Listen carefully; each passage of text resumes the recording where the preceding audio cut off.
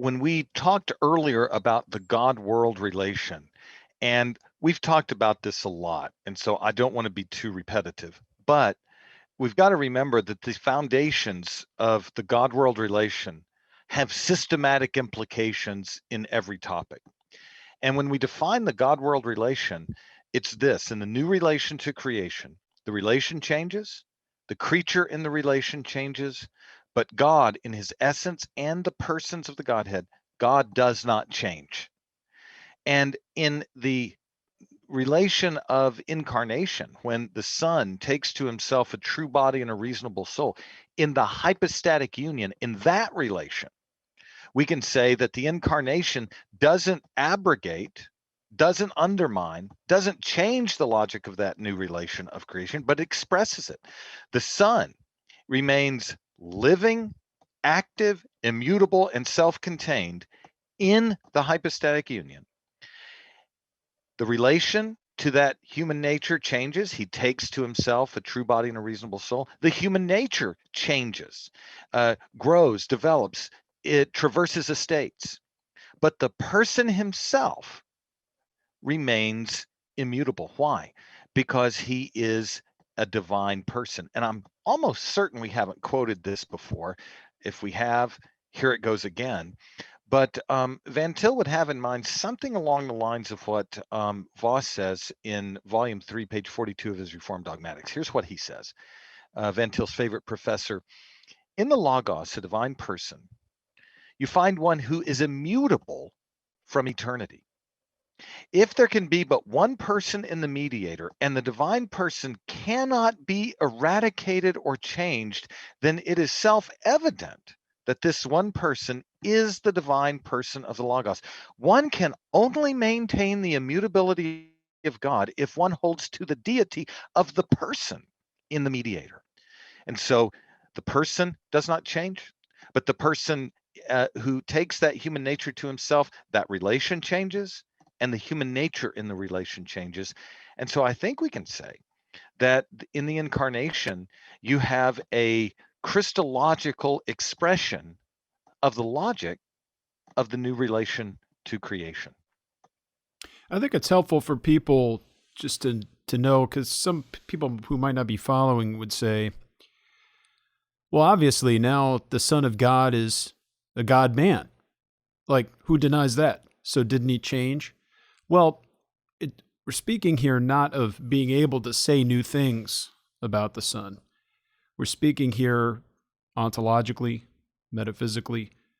The person of the Son does not change. Before or after the fall, he's the same yesterday, today, and forever. He is God. That's not the only thing, but it is what it means to be God. He's a spirit, infinite, eternal, and unchangeable in his being, wisdom, power, holiness, justice, goodness, and truth. That's a summary of the Christian doctrine contained here in the Westminster Shorter Catechism Question and Answer 4.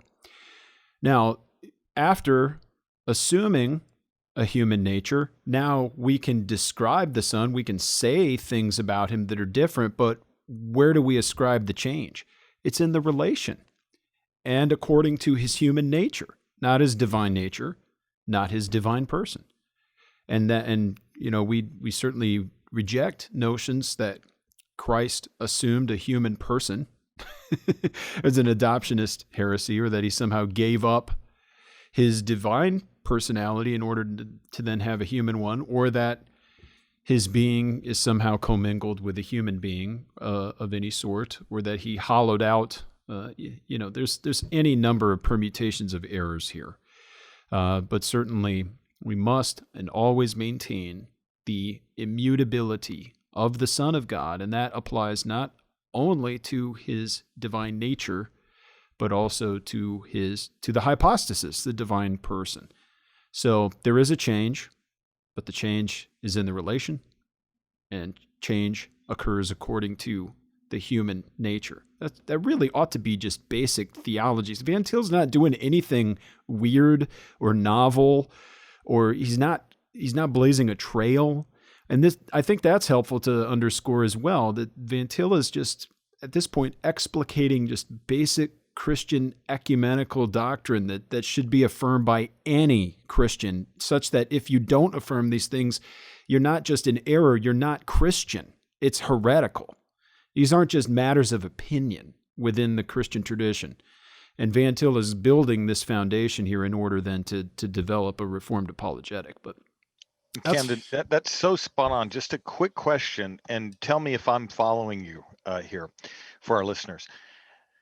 When we say that we can assert something new with reference to the Son, that he is now incarnate, crucified, and ascended, and that the relation is new, but the person himself has not changed, wouldn't we, if we said, no, the person has changed in the incarnation. He was once not incarnate, now he is, so the person has changed.